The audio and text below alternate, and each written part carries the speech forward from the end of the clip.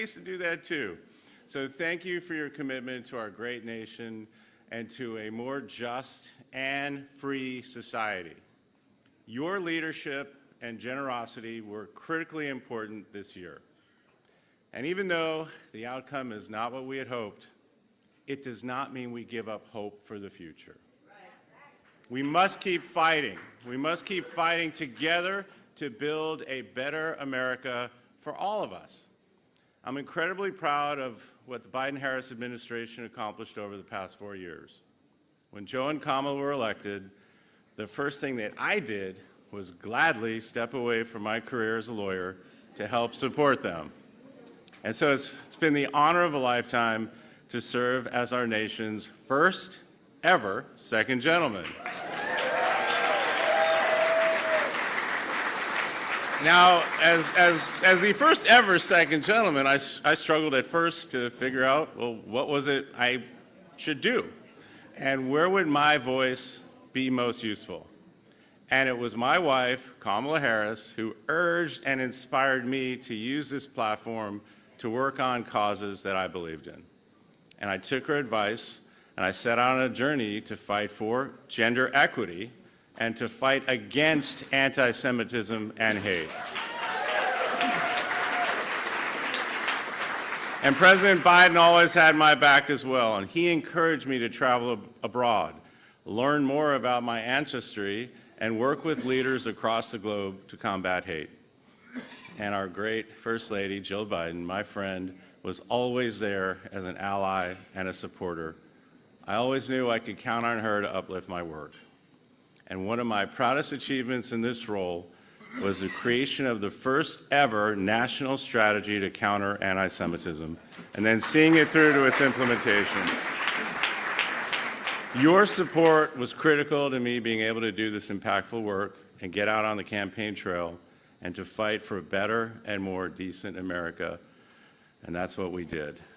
Campaign is over, and this administration is coming to a close, but there is more work to be done. And I know that all of you will continue to be a part of that fight.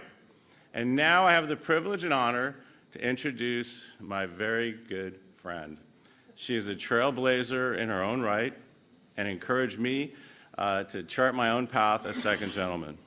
She also inspired me to take on a teaching role at Georgetown, and that's something. Teachers. She's such a great example on that, and it's been such a fulfilling part of my journey. I'm thankful for her kindness and mentorship, and I'm going to miss working with her by our side, but we're always going to be friends. Please welcome our amazing First Lady, Dr. Jill Biden.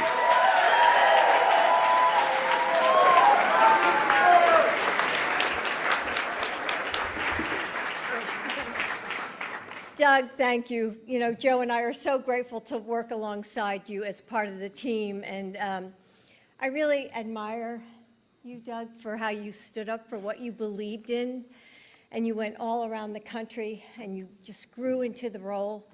And I hope, you know, you've been a great partner to Kamala, but you've also been a good partner to me.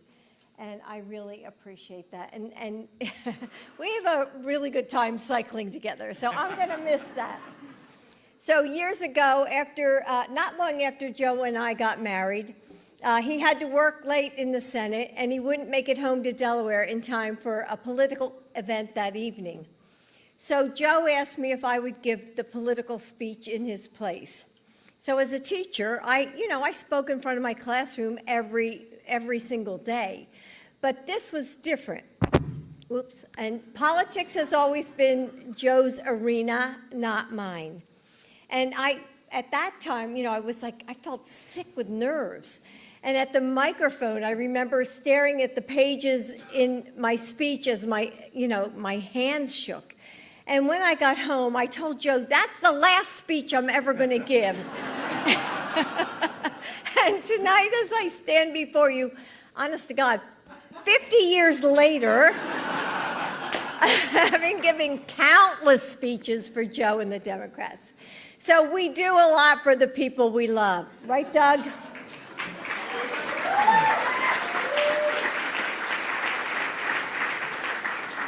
So it's been an extraordinary journey and an incredible 4 years at the White House. And it is the honor of our lives to serve you as the first family. And we couldn't have done it without you. Now, I don't remember what I said that night in Delaware to a room full of Democrats like this one. And it was because it was so long ago. But I do know what I want to tell you tonight. Our party chooses leaders who have integrity, like Joe and Kamala.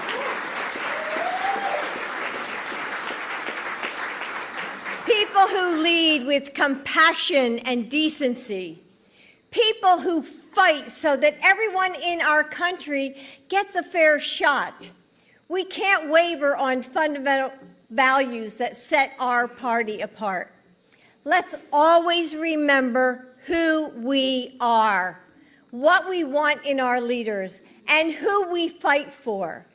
Over the last 4 years, as I've gotten to know Kamala, this is clear. She is her mother's daughter. Growing up, when Kamala was upset about something, apparently her mother would turn to Kamala and say, "Well, what did you do, Kamala?" And that was the biggest lesson that Kamala's mother taught her. Within her was the power to create change. What did you do? Kamala, you answered your mother's question.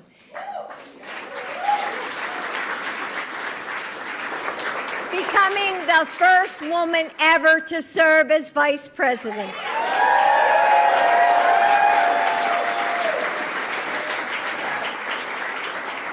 Being Joe's true and trusted partner. Strengthening our country and fighting for freedom, opportunity, and the dignity of all people. Joe and I are so grateful for you and Doug. We love you. You know that. So now I give you our Vice President, Kamala Harris.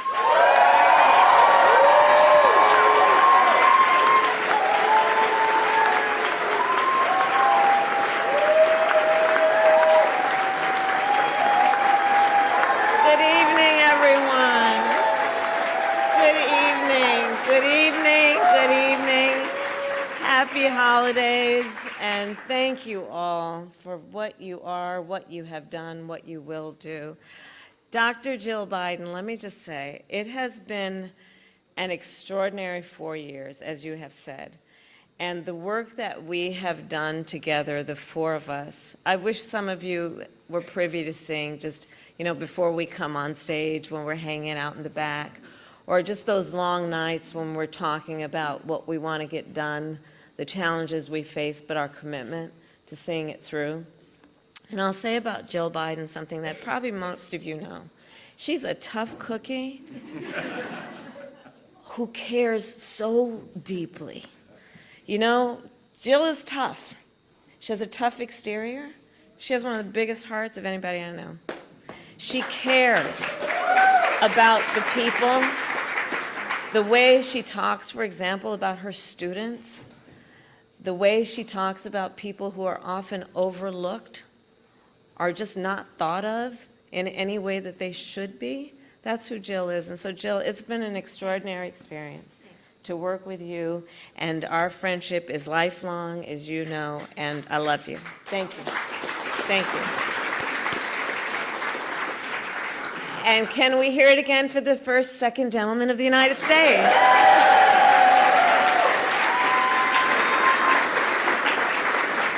Also known as my Dougie. It is so good to be here with everyone this evening, including Chair Jamie Harrison, Finance Chair Chris Corge, and so many others. And we are here tonight to thank you all for the work that you have done. And it has been tireless work. When it mattered most, through the entire campaign, including those 107 days, you all rallied. You rallied. You opened your homes. You reached out to your friends and your family. You put your personal capital, and by that I mean your relationships, at stake to talk with people because you care so deeply, and you connected with people and took the time to remind them of what is at stake and what was at stake. You sacrificed an extraordinary amount of time, not doing other priorities in your life, to focus on this campaign and by extension to focus on our country and its future. With your help, we brought together people from every walk of life and every background, all united by a deep love of country, all motivated by enthusiasm and joy in our fight for America's future. And as a result of your leadership and your support, the National Finance Committee held more than 700 events across the country and raised nearly $700 million.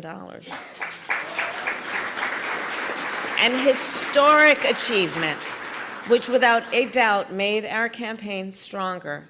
So I thank you again for all you have done. And I ask that everyone here, that you hold on to and know in your heart and in your spirit that everything you did made a difference and mattered and has impact that is lasting. All the work you did to bring these resources together allowed us to do rallies where people from every walk of life would come. And they would look around and see that we are one community of people called Americans. They would look and they would see people they'd never met before and feel a sense of their own power in knowing that they are not alone and that we are all in this together. You gave people and allowed them to have that feeling, and that can't be taken away. And as we look to the future, we will continue then to rely on your support to make sure our party can continue to do that kind of work, which is about being on the ground, being where the people are, going to them to organize and mobilize and remind people of the power of their voice. So look, the holiday season is one of my favorite times of year, that and my birthday. And our wedding anniversary, of course. Just going to keep digging this hole deeper and deeper. But it's a time of gratitude and a time of celebration. And so it's so important this holiday season to remember we all have so much to celebrate. We have a country we love. We have ideals that we're very clear about in terms of their importance and the importance of us fighting for those ideals. And we have each other. And our work is about being intentional about building community. Our work is about being intentional about building coalitions. Our work is fueled by our knowledge that the vast majority of us have so much more in common than what separates us. We who understand that we are all in this together. We who, as I like to say, look in the face of a stranger and see a neighbor.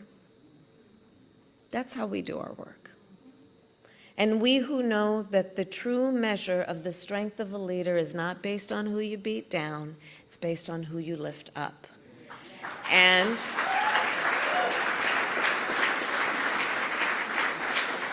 that spirit, the spirit with which we do our work, and hear me when I say this, that spirit that fuels the countless hours and days and months of work that you have put into this, that spirit can never be defeated.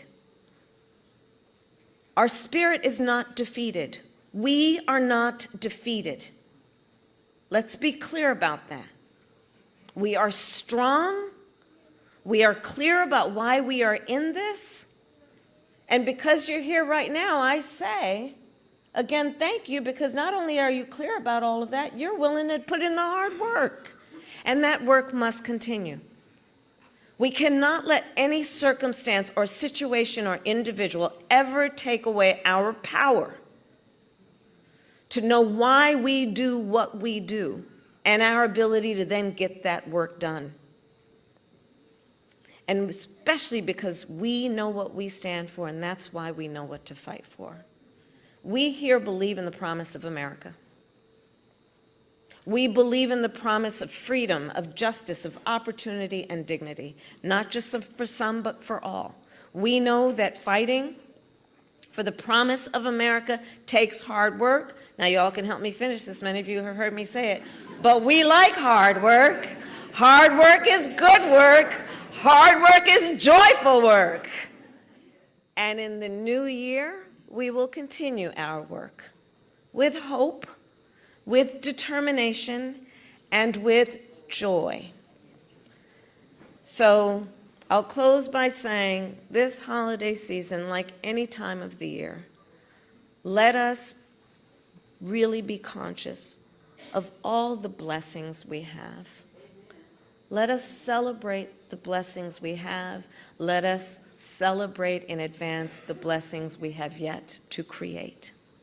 And let us always remember our country is worth fighting for, and our spirit will not be defeated. And I promise you, I will be with you every step of the way. Thank you.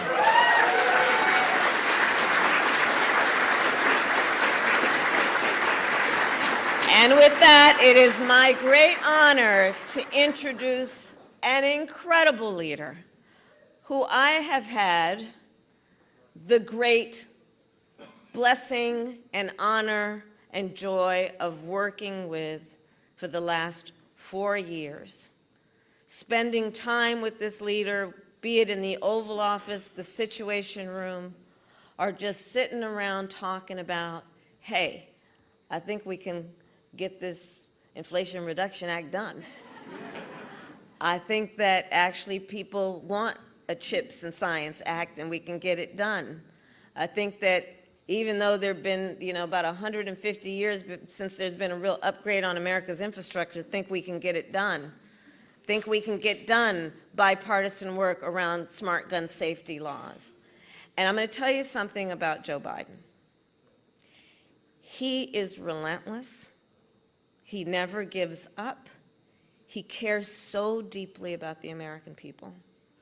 And he spends full time in all these places that I just mentioned, including on the world stage, fighting for the American people and fighting for our strength, the respect to which we are due, our honor, and our ability to have vision that actually benefits people around the world.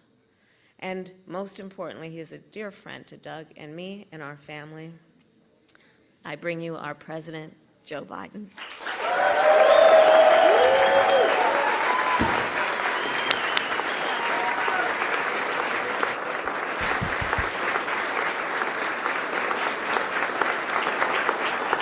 Hello, hello, hello. Hello, DNC.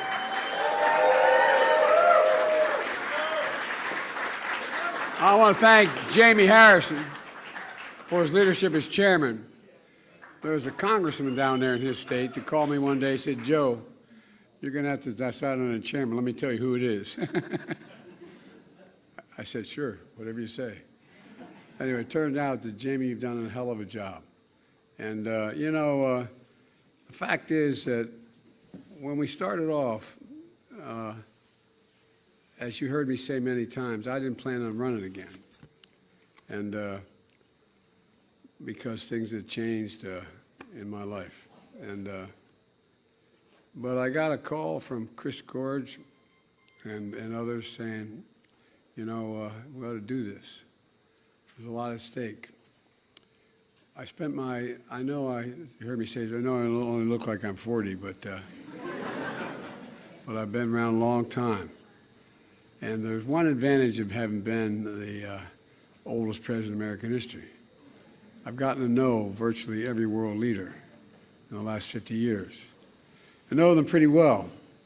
And what I realized more intensely than I ever did before, that we are the essential country. That's not hyperbole. It's not about what we want to be. Ask yourself the question, if we don't lead the world, who does? Not a joke. Who does? Who leads if we don't? And when I decided to run, I thought we could win, I determined I was going to have an administration that looked like America, represented every aspect of America.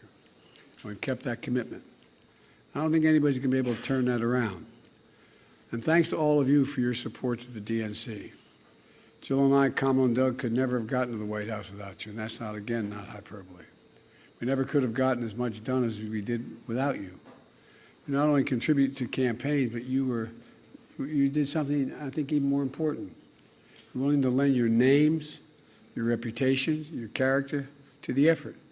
When you signed that check, you knew what you were doing. You're putting yourself on the line. And we're forever grateful for your character. The one thing I've always believed about public service, and especially about the presidency, is the importance of asking yourself, have we left the country better shape than we found it? Today, I can say with every fiber of my being, with all my heart, the answer to that question is a resounding yes. Yes.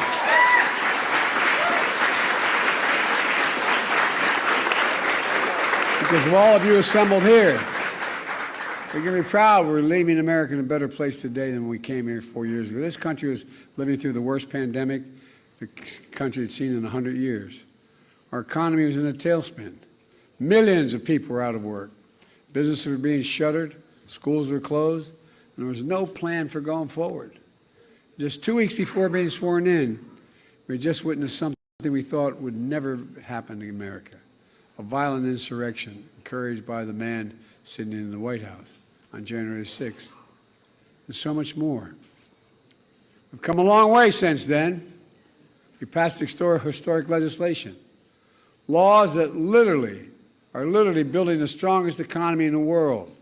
There's not a world leader you can name for me who hadn't told me at these G7, these 20 meetings, all these meetings I meet with them, they wouldn't trade places with us in a heartbeat. Laws that, when fully implemented, are going to change America for decades to come. But we did know that many of the laws we passed were so consequential, they wouldn't be implemented right away. It takes time to build those fabs, those factories for chips. It takes time to get this construction going. Over $1.4 trillion in infrastructure. $1 trillion so far in private sector investments in America. The biggest investment ever in climate in the history of the world. And fundamentally transforming our economy to grow from the middle out and the bottom up, not just the top down. I fully believe that America is better positioned because of all of you to lead the world today than any point in the last 50 years of my career. That's because of you. Again, not hyperbole. You lend your reputations, your names to this effort. It's not just the contributions you made. It's just stepping up, putting yourself on the line. You should be so damn proud of the work we've done together. You should never forget all you've done for the country. I'm also proud that we can say we've done all this with a deep belief in the core values of America. Those values were all created, you heard me say it 100 times. You know, we're the most unique nation in the world. Every other nation was based on geography, religion, ethnicity, some common factor. But in America, we were built on an idea, the only country in the world. We hold these truths self-evident that all men and women are created equal. Everyone should have a fair shot. Hate should never have a safe harbor in America. That's what we're about. We've never fully lived up to all of that, but we stuck with our principles and set a high standard of character, integrity, in public life. Let me say it's been the honor of my life to serve as your president. But the title I'm most proud of is being Jill's husband.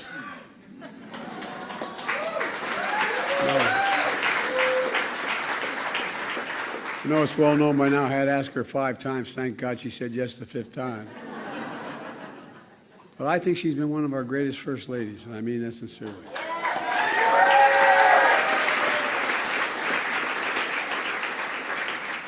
She wasn't kidding about the first speeches she made. She was scared to death to go out and make those speeches. Well, look at her now. Yo, I'm in trouble. Well, look, it's also been an incredible honor to serve with someone of immense character that she demonstrated through her entire career, Kamala Harris.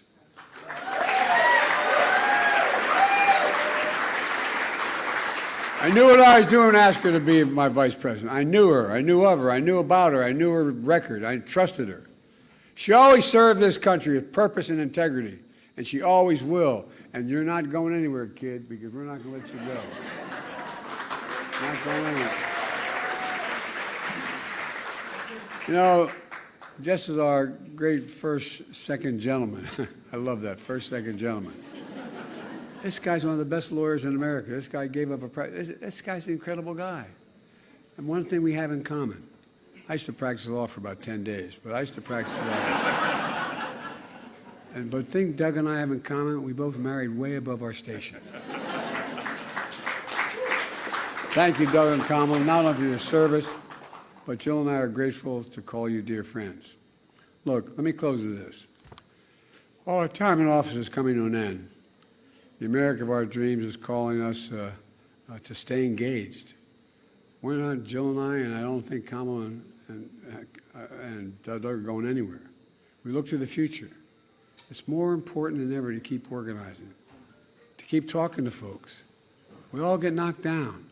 My dad would say, when you get knocked down, you just got to get up. Get up. The measure of a person or a party is how fast they get back up. And to know what we believe in is really worth fighting for. That's the road ahead. To never give up. To keep the faith. To know that what we're doing matters. I know I'm going to stay engaged. I know Kamala and Jill and Doug are going to will as well. And I know you will. We need you badly. The country needs you badly. We just have to remember, you've heard me say it 1,000 times, remember who we are. We're the United States of America, for God's sake. Many of you are students of history. No other nation in the world has come through every crisis stronger than they went into the crisis, and except the United States. And folks, look, all the things we passed, we knew people weren't going to see it. How long does it take to build a fab that's going to hire thousands of people? Billions of dollars being invested. It just takes time to get it built. It takes time to get it going. It's not going to happen for another 5-6 months in many places. Just getting started. The United States of America is nothing beyond our capacity when we do it together. But we knew a lot of this was going to take time. But look what's out there. Everything from anyway, I'll get going here. But you really did a hell of a job. I really mean it. And the thing I most admire about working with all of you have great integrity. Great integrity. You've stuck with the deal. You've been honest. You've been decent. We've run a campaign that's basically scandal-free. It's hard to do in American politics these days. Anyway, I just want to thank you very much from the bottom of my heart. The bad news for you all is I ain't going nowhere. We're going to stay engaged.